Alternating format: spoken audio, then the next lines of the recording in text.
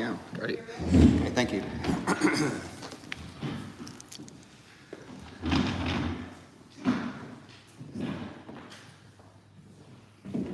How's everybody doing today? Good. Awesome. Very happy to be here. We're going to talk about immigration law. And I don't know if you're happy about that or not. I am. I love this area of the law. My name is Jerry Erickson, Tabea Law. The name Tabea is German for Tabitha, my daughter. So I had to get her out of bed this morning and come just for that. So we're doing live YouTube. Okay, so we got a good crowd here. Probably have a bigger crowd there. It is what it is. But so let's learn some immigration law today. Next slide. So I'm going to do a general overview. Immigration law is gigantic. I mean, we can talk for 3 days here. We're not going to. Okay? We're going to talk. I got 7 slides, all right? 7 slides to do a half hour. If not, I'll put it off at a half hour, and then we'll do questions and answers. So start thinking of your questions, and we'll go from there. Okay. So before we even get there, I have been practicing immigration law going on 3 years now. Originally, I'm from California, born and raised, Whittier, Los Angeles area. Went to law school in Los Angeles and passed the bar exam, so I'm a California attorney. However, immigration is federal law, so you practice all 50 states. I have clients right now, of course, here in Florida, LA, New York, Texas, all over the country. So that's a little bit about me. What am I doing out here in Milton, Florida? Well, it's the best city in the world, isn't it? Awesome. The real reason is because my wife's from Mobile, Alabama. Okay, so not here. Came to her hometown. We kind of worked our way over here. She's a PCC grad. We got 2 kids at PCC right now. I love them. You ever lived in a big city like LA? When you have to schedule your life around traffic, not fun, not good, not good. So I love that. It's awesome. Okay, let's get started. If you guys have questions as we go through, I don't mind that. So you can raise your hand, you can stop me, and I'll answer questions. So it's informal. I do want to thank Bonnie for having me speak today. I appreciate her. I appreciate the chamber. This is an awesome chamber. I've been to other chambers before, in LA, in Mobile. This is an awesome chamber. It's here for Bonnie. I will be Bonnie today, Gary, but I'm actually not. Oh my gosh! I've been called longer. Sorry, okay. Let's get started real quick. We'll move on real quick. Next slide. All right, immigration law. So, you tell me, when you think of immigration law, what do you think? What comes to your mind? Without looking at this. What comes to your mind? Like a green card, but right now, immigration law. What do you hear in the news? What goes to your head? The border crisis. Mexico, right? We think of the border, we think of the build the wall, we think of all that.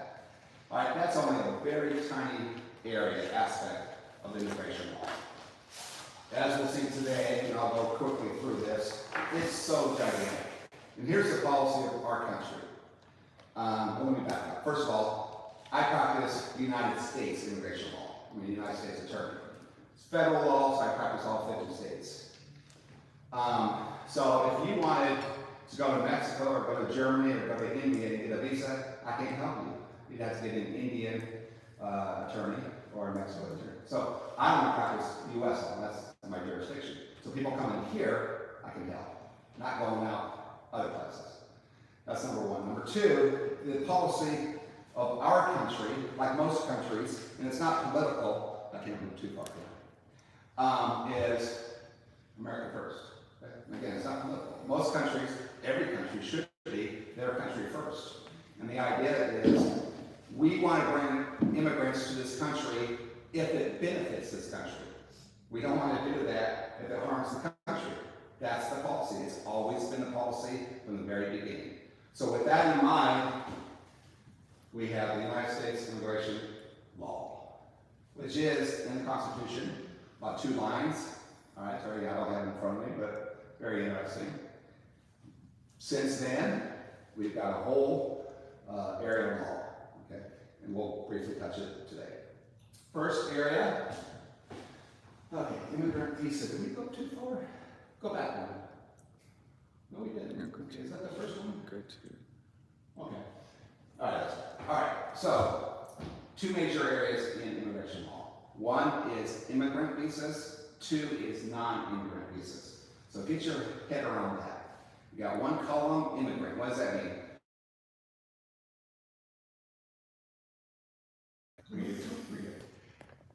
You're good. So one area is where people are coming here to stay permanently. So it's your mind, your frame of mind. What's your intent? If you're looking to come to this country permanently, then you're an immigrant. You're looking for an immigrant visa. It's primarily green card, which is slang for legal permanent resident. Okay. And then the other column is non-immigrant. So the intent there is temporary. You're only coming for a time and then you leave. So 2 big areas. So we're going to start today with immigrant visa. So that's here, your mind, and it's very important because if you go and try to get a visa, they're going to ask you how long you're going to stay here. They want to know your intent. And if you say, if in your mind you're saying, well, I want to spend the rest of my life in the U.S. I don't want to live in this country anymore. But you're getting a non-immigrant visa, like a B2 visitor visa, right? That's not going to work. I'm not going to allow that. They're saying, you want to come here on a B2 visitor visa, which means that you can stay here for 6 months at a time, leave, you can come back, but it's temporary. But in your mind, your intent is to be here for the rest of your life. You're not getting that visa. So very important. Okay, so those 2 major areas, immigrant, non-immigrant. Let's start with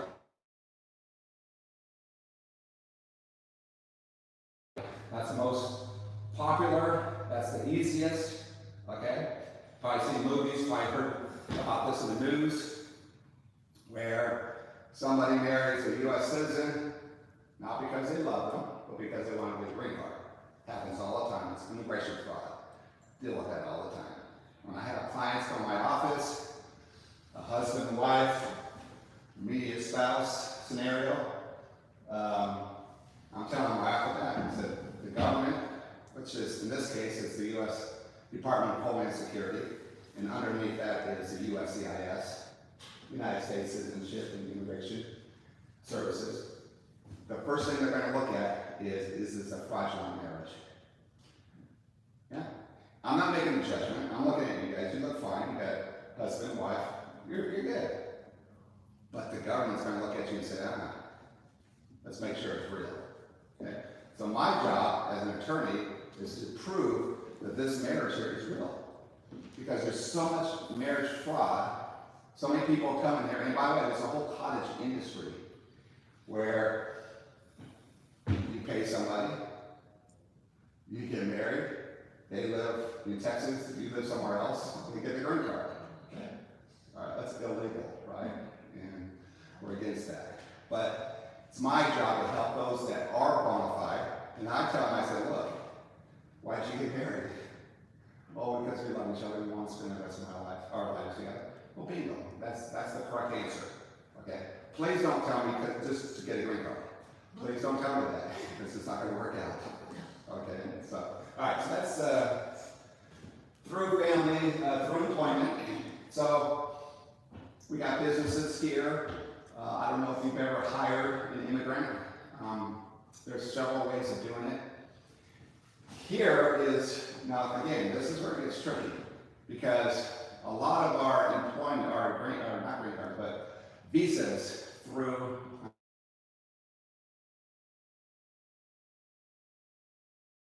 as your H-2A, all those visas. And those are temporary. So some of you guys may be familiar with it, or your J-1s, just temporary. You want them here for a season, so if you got a farm, you want agricultural workers, J-1.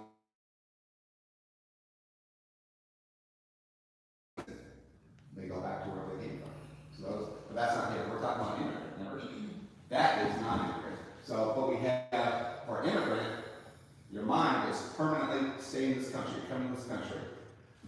You can get that through employment too.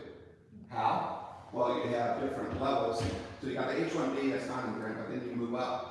Your employer can sponsor, or you as employers can sponsor an immigrant worker for EB1, EB2, EB3. We'll talk a little bit about that. I'm already running out of time, but so those are a pathway to green card through your employer. So there is a different way. So in other words, this is how it generally happens in the business world. Is, and we'll go back to the United States policy on immigration law, is we want to benefit this country. It's America first. Again, not political. America first. Why? We want our country to be humming. We want the businesses to be doing good. If they're running out of employees, listen, we're going to want to be able to bring in foreign employees to keep them up and running. Right? That's why we have business immigration. Right now, listen, there is a need for foreign workers. Why? Either in the fields where most Americans won't do that type of work. We need them. But not just there, but high tech, Indians coming over. Why? We're not producing this country. And we need, so there's a real need. There's a whole process. So now, of course, you got the U.S. Homeland Security, USCIS, then you got the Department of Labor. Okay? A completely whole different branch of the government, okay? But as immigration attorneys, I have to deal with the Department of Labor because I have to go and get a certification to make sure that when we hire this immigrant, that we're doing it right. And here it is, that we're not harming this country. Because if we bring in immigrant workers for real cheap, right? That's not helping us. Why? Because now we're harming the American worker. Now they're upset, saying, look, you're bringing these immigrants, right? And we have a big issue that's political and everything else. So the government makes us, as attorneys, make sure we get a certification from the Department of Labor, make sure that we do prevailing wage, we do job description, we do advertising. The company, you, would have to advertise for American workers before you can hire the immigrant. Yeah. So there has to be a need. It can't be, well, I want my uncle from Italy here. This is give him an EB2. No, there has to be a legitimate need. Okay. All right. Next, green card as special immigrant. That gets into diversity, visas and stuff. Don't have time. Green card for a refugee. Asylum. That's asylum. Okay. Now we're back. I got a question here. So when you talk about through employment, if you bring somebody over here from India for a special position, Yeah. if that position goes away because of the economy or something they have no control of, then what happens to them? Well, if they get their green card, they stay. Then they're completely divorced from the from that business because now they got a green card and they go work somewhere else. Okay. Now, before they get the green card, that's a good question. You'll see this with the non-immigrant. That's a couple slides down. It's okay. The H-1B is when they come for 3 years at a time. They can renew for another 3 years. Okay. If a company really likes them, then they may do the EB2, 3 to keep them here and get a green card. If they don't like them, then it's like, okay, you go back to India. But what happens is, if that company gets fired or whatever happens, they go to another company. So that's what happens. Good question. Okay, green card for reference. So this is asylum. Okay. So now we're back at the border. Okay. So this is where we the road is or whatever. Okay. This is where these guys coming over and saying, why are we just letting all these people in? Blah blah blah. Well, this country has always had a policy to take care of those that are in trouble, basically. It's a compassionate country that we have. That's a good thing. We're a country of immigrants, right? And so if there's a legitimate need, if there's a person's legitimately being persecuted, this country says, come on, we'll take it. Okay, we'll talk about that later. But again, lots and lots of fraud. Most of that stuff coming over from Canada, wherever, is not legitimate. And they usually don't get a turn, they just try to do it. But there are legitimate, I got 4 or 5 clients right now, asylum. Okay, green card for human trafficking and crime. So if somebody comes over here and there's a crime, they help the police or some other authority with capturing the person or just giving them information. Our government will reward them with allowing them to get a green card and stay in the country. Green card for victims of abuse, green card for other categories, green card for registry. All right, next slide, please. We've got 15 minutes. All right, where are we at? Okay, here's the non-immigrant. So we've got column number 1 we already talked about, that's the immigrant, and now with the non-immigrant. So we've got ESTA, which basically means these are countries that we have treaties with, European countries and other countries. You don't need a visa, you just go there. So I'm sure many of you have traveled before, or if you've gone to Europe or whatever, you don't need a visa, you just get there, and when you get there, you just go something out there, no big, okay? But you can't stay long, you stay for a couple of weeks. Same with them coming over here, same. Visitor visa, that's the B2 that we're talking about, it's very popular. People coming here just for a time and going back. Employment, this is the H1B, this is the H2B, this is the some of those others that you hear about. Business, now this is different. This is the 2 major areas here. This is the E2. This is where you can buy, or an immigrant can purchase a business in this country, and then they can come here and run it. Okay, and as long as that country or company is viable, they can stay. And they run it every 2 years. You have to renew. Now, it's not a pathway to a green card. Okay, so but it could be like a green card. They're here indefinitely until the business goes up. But I know people here in this town that are just here. They renew it every 2 years, but they'll never get a green card doing that. Why? Because it's not an immigrant. Remember, their intent is to come here temporarily, not permanently. Now, you have a question? Why would they go ahead and get a green card? Because they can't, oftentimes. Because they all have family. Because there's not a business that's going to sponsor them. So it's hard. And yeah, it's a good question. So at their retirement age, they have to go back where they came from. Is that how that works? Like if the company lasts for 30 years? Yeah, I don't think they retire. I think they just keep on going. This is kind of. Unfortunately, but yeah, technically they would have to, right? You know, the company's not going anymore. So, yeah. Our laws are, I mean, they're good, but we need reform, not just for the border, but for all of our, because there are so many people that want to come here the right way, and they'll pay the money. I mean, that's not a big deal. I mean, if they want to do it, but our laws are just so antiquated, and it's like most everything else is politics. It's gone into it, and this is a mess. So, business and cultural, that's where you get your J1s. That's where you see people come over like on au pairs, or they'll come over just to learn or whatever. They're here for a couple months or whatever, and they go back. That's what this is. Now again, they're not here.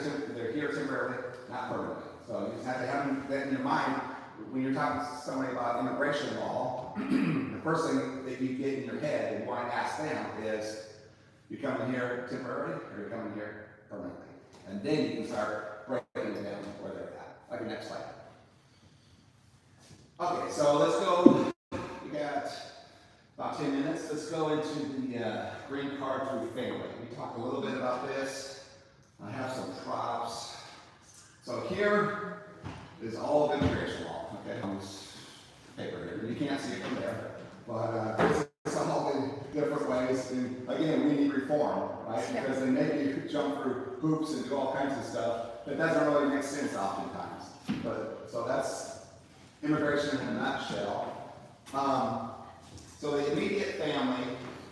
All right. So this is how it works. If you're a U.S. citizen, okay, you can sponsor somebody for a green card. Okay, if you're married, you know, as a spouse. So if somebody gets married, now all of a sudden they can get a green card. See, it's so easy. That's why there's so much fraud in that area. Also, you can sponsor, or let me see, unmarried children under 21, or parents.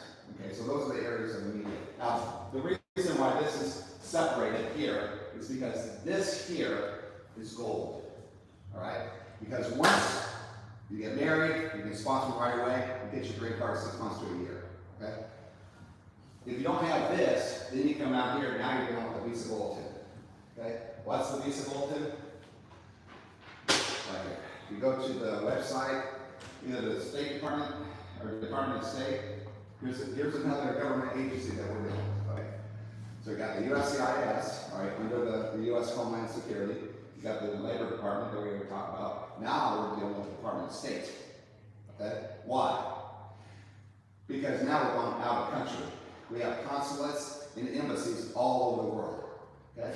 Those are Americans in those consulates and embassies, okay? That's why when there's issues going on, like Sudan, we have to get the Americans out of it, okay? Why? Because they're threatened. But we have Americans there. What are Americans doing there? Well, so we can have, civic and we can build other countries. But the main reason is so we can service the visas. So what happens is, let's say our embassy in Turkey, Istanbul. A Turkish person wants to immigrate to this country. We won't go there yet. They'll go to the consulate. Well, before they go to the consulate, we do all the paperwork here through the USCIS. Okay. So they'll do the sponsor, they'll do the I-130. Let's just say it's a spouse. Okay. They got married in Turkey. The U.S. citizen came back here. The wife, let's just say, is still in Istanbul, Turkey. Now we're trying to get her a green card so she can come out here to the United States. Okay. How do we do that? One of the ways is consular processing. You do the paperwork with the USCIS. 6 or 7 months after the approval, if there is approval, they take the paperwork, they send it to that consulate through the Department of State in Istanbul. They get the paperwork, and then they start their process. And usually that's pretty quick. It could be a month and a half, whatever. And then that person will go to that consulate, the wife will go to the consulate, the American consulate in Istanbul, Turkey, do like a 2 to 3 minute interview, and if she passes, they stamp her passport and she becomes American. That's how that works. The visa bulletin is this. If you don't fit into this category here, in other words, if you're a U.S. citizen and it's not a wife, or it's not a child unmarried under 21, or a parent at least 21 years old, then if you don't have this, then you drop here. So in F1 would be an unmarried son, daughter, 21 age and older. So in other words, let's just say I'm married. Here we have somebody in Germany, right? But they're married. Well, I have unmarried on there? Okay, that shouldn't be unmarried, that should be married. Sorry about that. I can change that. That should be married. But they're married, so they don't work under the under immediate family. They come to the visa bulletin, which means that we have to go to the visa bulletin. In other words, they can't just come out. There's a wait list. So the visa bulletin is all about, there's a certain amount of visas that this government allows for these categories. And generally, there's more people that want to come here than we have visas available. So then they have a wait list called a visa bulletin. You go online, you can see it today. And it tells you what your wait list is. Sometimes it can be 15 years before you even come out. That's what I'm saying. You don't want to be down here. You get down here to the 4th preference, F4, then your brothers and sisters of a U.S. citizen, not a green card holder, but of a U.S. citizen, fine. There's a pathway. But let's look at the pathway. Okay, and I'll do this real quick. So if you go here, you'll see a chart. You got family law and you got employment law. So there's, for the EB visas, that's the immigrant ones, there's also a wait list for them. Sometimes. Now, if it says C on there, like this whole F2A category, C's, that means current. That means there's no wait list. So that's rare. So here you got, you'll see 5 areas, all chargeability areas except those listed. Basically, that means this column is for everybody else except for China, India, Mexico, and Philippines. Okay. So these countries have their own column. The reason is because they're gigantic countries, especially China, right? And so the way our government sets it up, our policy is that they do it by visa category and by country. So a certain amount of Chinese can come every year, a certain amount of so on and so forth. Therefore, if you look at just the volume of people, you got 1.5 billion Chinese, basically, almost, right? And so, of course, there's going to be so many more applications for visa in that area. So if you're one of these categories, let's just go to an F4 on China. They are taking those with priority list, and that's going to take too long to explain, but just trust me on this. When you submit your application, you get a priority date. They go by that date. So if I put in an application right now, it's going to be April 26th, 2023. Okay.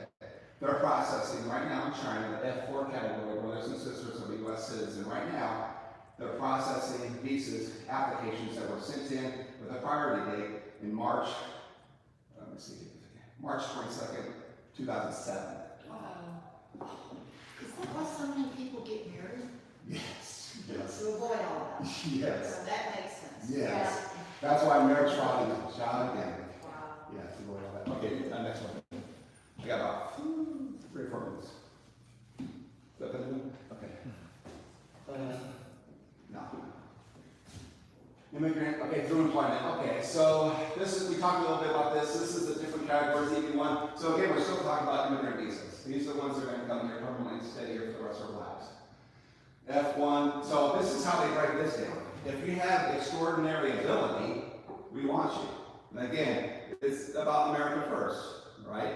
It's what is going to benefit our country. We want this country to survive and move forward, right? So we want the best and brightest. So that's what this is about. If you have an extraordinary ability in science, arts, education, business, athletics, you're going to get a green card. Okay? But you really have to have extraordinary. It can't be less than extraordinary.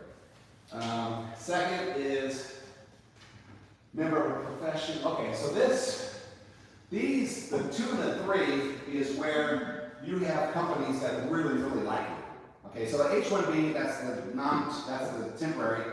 If they like you enough, they're going to bring you here for 3 years and maybe you need it for another 3. Here, this is a green card. So these are companies that saying, okay, we'll bring over somebody that is in business, we'll give you a green card, but we really have to like you. And the reason is because it costs a lot to do it. There's a whole process that you do with the labor department to get that certification. So it's a lot of work. So you really have, it's possible, but you really have to like you. And then here, it's more of a skill. So even somebody working in the fields, whatever, they can still get a green card if the employer, because see, the company has to pay for it. Was that a negotiation thing between businesses? I don't Sometimes know, immigrant probably. versus non-immigrant, Probably. based on what your Well- skills are, what you bring to the table? Well, for everything I'm showing you here, there's generally a non-immigrant version of it. So, but yeah, I mean, over the years, it's just, our laws have just, politics and everything else, but yeah, good question. And that's it. That next slide. I'm not sure what slide we're at here. Okay, immigrant visa. So, here's other areas. So we're talking about, again, we're still just in the green card area. And we haven't even touched, we haven't gotten into detail the non-immigrant, we don't have time, or the asylum, we don't have time, and there's other stuff too. It's all gigantic, okay? So here, this is another area. So of course, if you go back, you can see it right there, and you have all of the categories. You had, let me see here, green card through family, through employment, through special immigrant. This is special immigrant. So this is a religious worker, so like a preacher or a priest or something like that, they can actually come in and stay here permanently with the green card. Now there's another version that's more popular, the R1, that's the non-immigrant, where you see a lot of missionaries and stuff coming over here, taking temporary. This here, they can actually get a green card. So this is the other version, this is the immigrant, this is the permanent version of the R1. Then you got the special immigrant juvenile, and then you can see the others. Next slide. Okay, this is going to be our last slide, which is good timing. This is asylum. So again, here's our areas: green card through family, green card through employment, green card through special immigrant, green card through refugee, and asylum. I'll hit this real quick, we'll be done. There's still more areas: human trafficking, victims of abuse, other categories registry. This is gigantic. Here's asylum. Okay. This is what you see at the border. Most of it. They come in here, they don't have papers, they come meet me, which is called entry without papers, basically, without inspection. And they take them and they put them, you've seen the news, okay? Oftentimes they'll just release them on the court date. They'll come to the court and it's for removal. Okay, you don't have papers, we're removing you from the country. Now before, we weren't even letting them in, we're stopping them there in Mexico. Now they've been coming back in, so we house them, they go to court, most of them, the asylum claims are fraudulent or frivolous, they don't have a real, so they are sent back. So they'll have a court date, sometimes it can be years.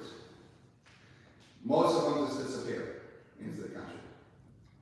Some of them call attorneys like us, me, and say, yeah, I want to do this right.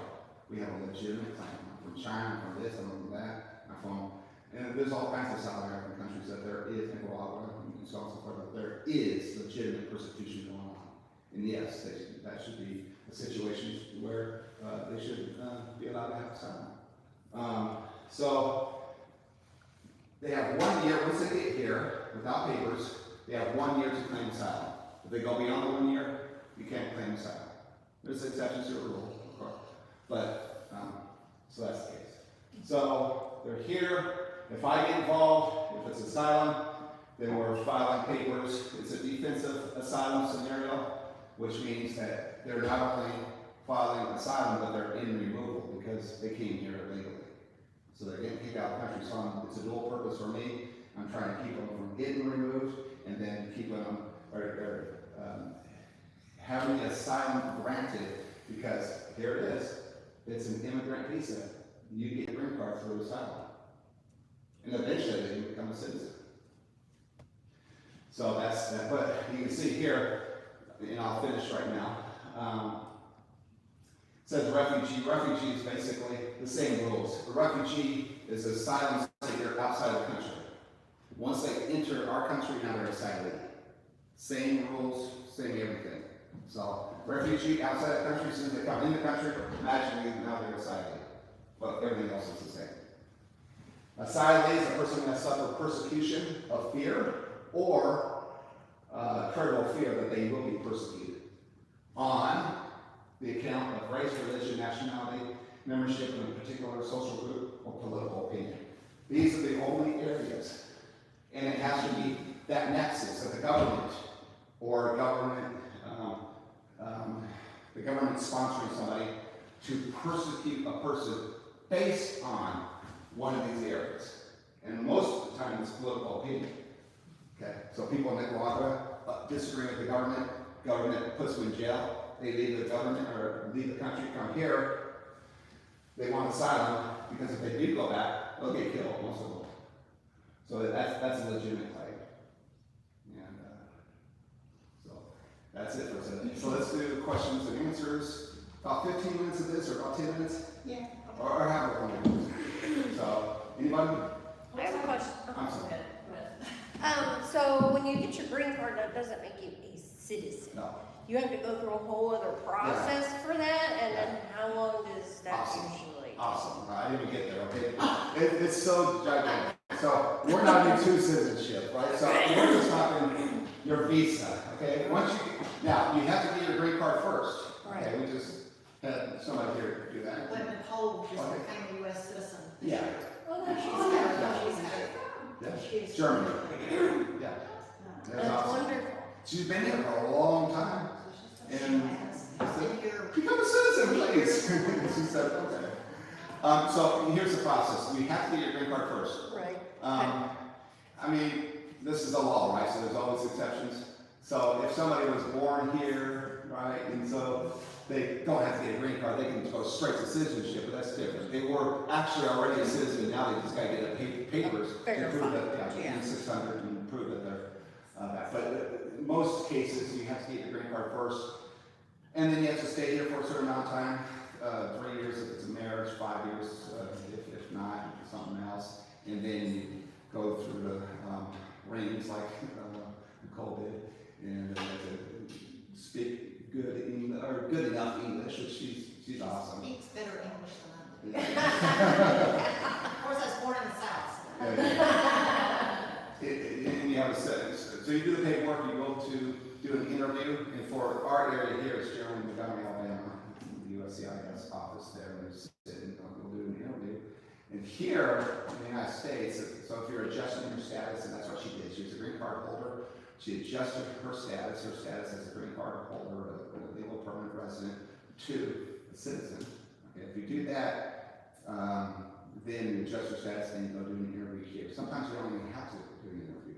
Right now, well, for citizenship you do, but for other green cards and stuff like that, other stuff like that, they're dropping a lot of the interviews because they're just so far behind because of COVID-19, which is awesome because it makes me look like a superstar. Because it's like, you got my green card, you have to do an interview. So I'm good, I'm really good. I'm kidding.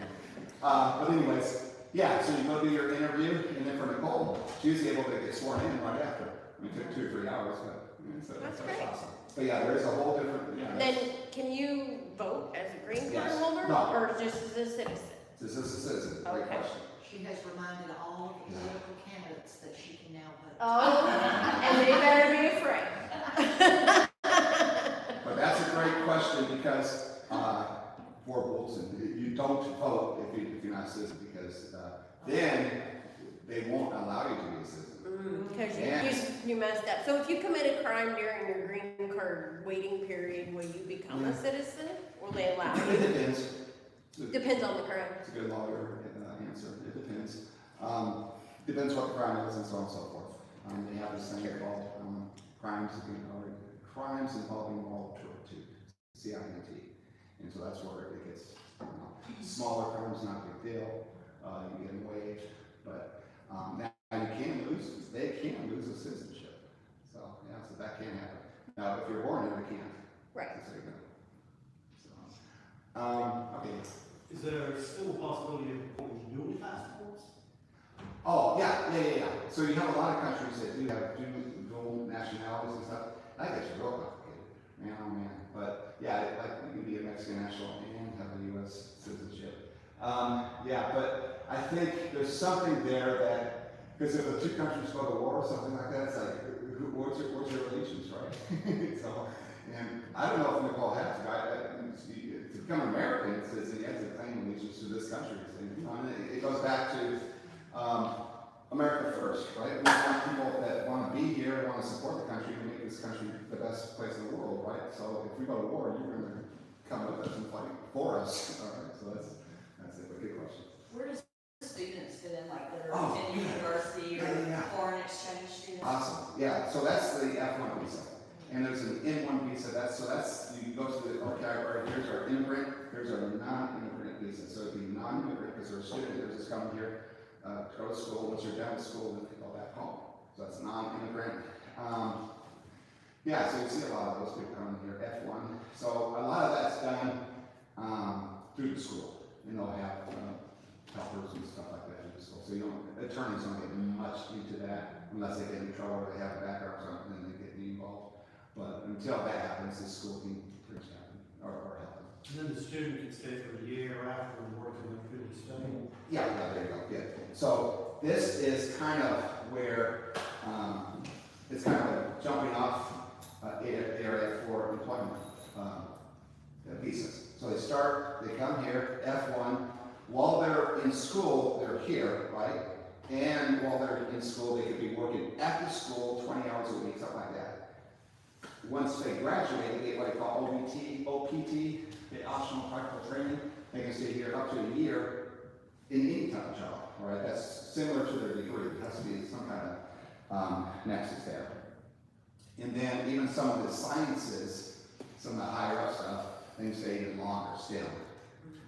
And then so what happens is that that year, they'll get on with the company, and that company will elect them and say, you know what, we're gonna do an H-1B for you. Okay, but we haven't talked about this. Here's the H-1B. There's a lottery. So the company could love you to death, but you gotta register to USCIS, and every year in March 1st, March 15th, they do a lottery. And they just random pick you. So I had a couple companies here in the area. They didn't get picked, and it seems like it gets harder and harder. If you don't get picked, then you're not getting an H-1B visa. So yeah, to figure something else. Maybe you go get your master's degree and try next time.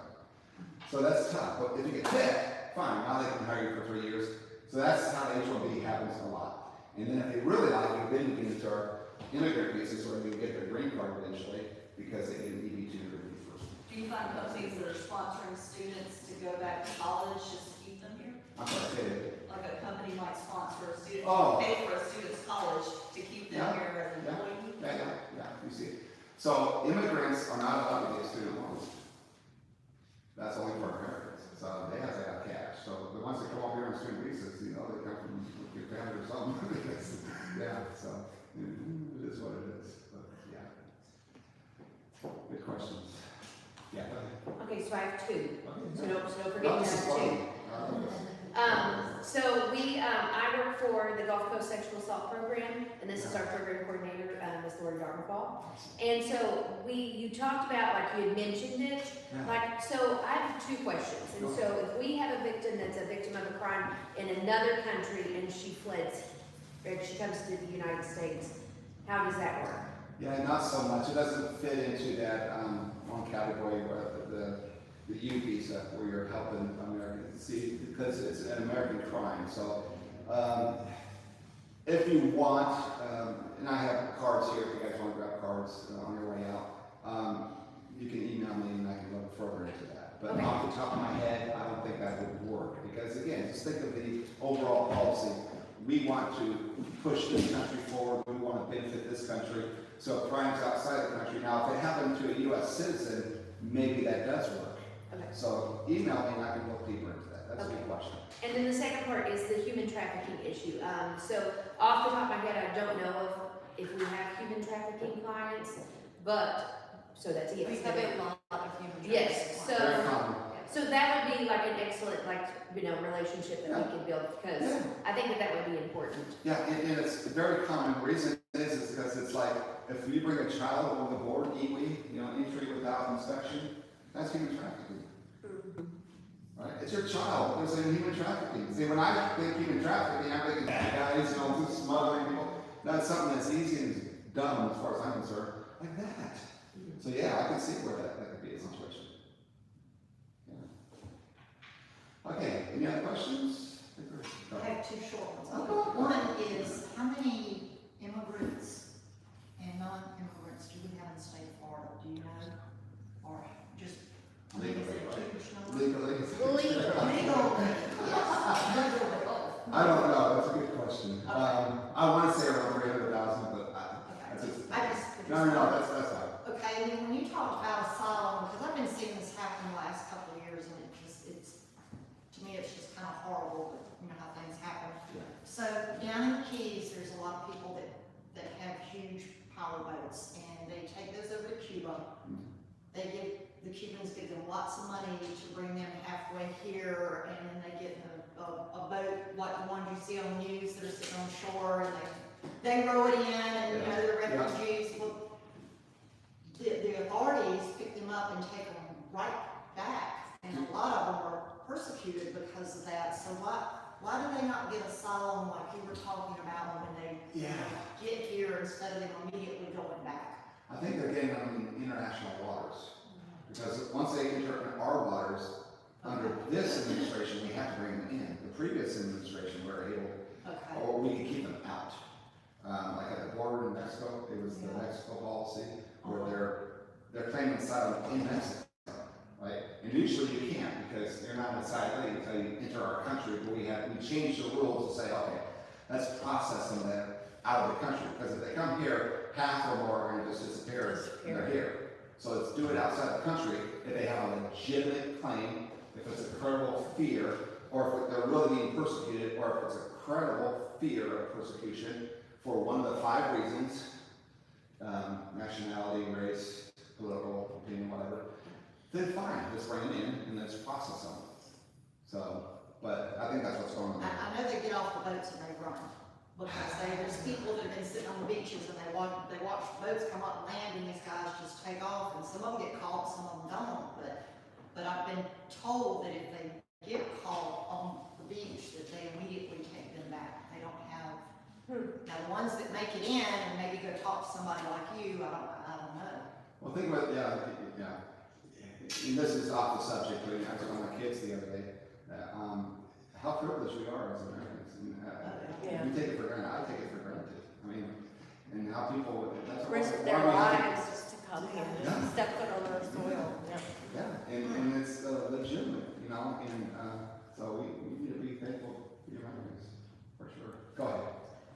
I have a question, but it's not political or Okay. anything. I've always wanted to know, like, what is the percentage of people who come here and just disappear? I've always wanted to know that. The other part of that question is it easy for us to go to another country and just disappear? I'm sorry, say it again. Like, is it easier for people to come to this country and disappear versus other countries? Well, I don't think they want to disparage other countries, right, because it's not America. So they want to come here, yeah, so that's the idea. So yeah, I think it's your disparage. but no, I don't know what the number is, I don't think anybody knows. I think that last estimate, they're thinking 12 million, that was like 10 years ago, they were saying 12 million undocumented or people that, it's probably closer to 20, maybe even up to 50 million. It just seems so easy to disappear, but on the other side, the work that you're doing makes it so, It is easy, I mean, it's too easy to Yeah, disappear, is what it it is. is.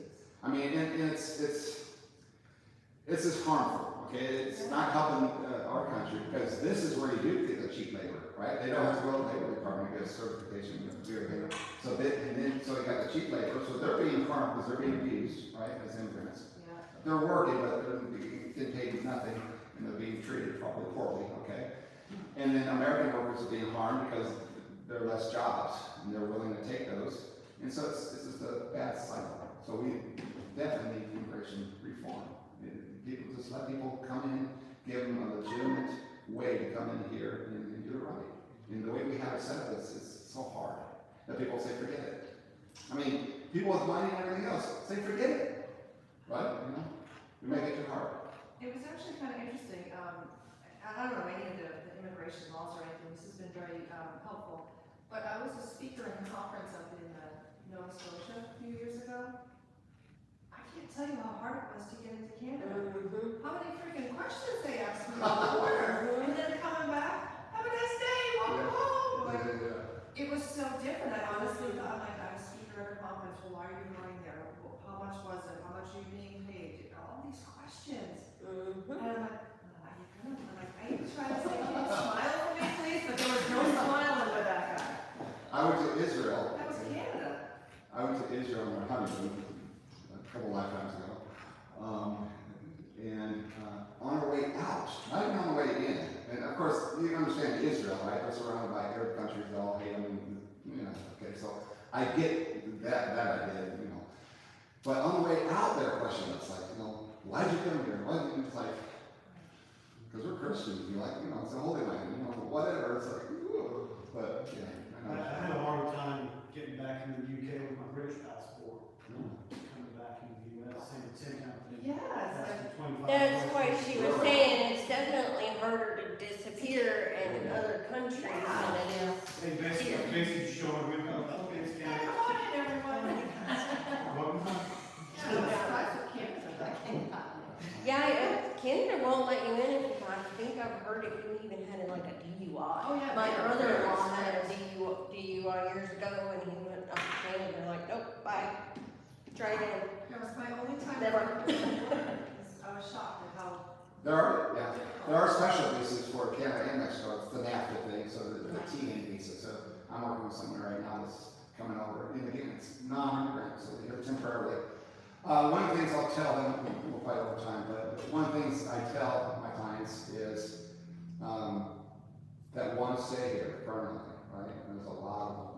I say, if you can get here, legally, of course, if you can get here, things happen in it's a good thing. So in other words, if they come here for asylum, and only 30% of asylum cases get through, and so good asylum cases are turned down. I mean, legitimate, but it takes 2 to 5 years for them to even adjudicate. So before we even get into court, in 5 years you can meet somebody, marry them. You know, it has to be legitimate. You know, don't do this for immigration benefit, or you get a job, or just being in this country. Because I'll finish with this. As an asylee, once you do your asylum, you send in your application. 6 months later, you get a work permit.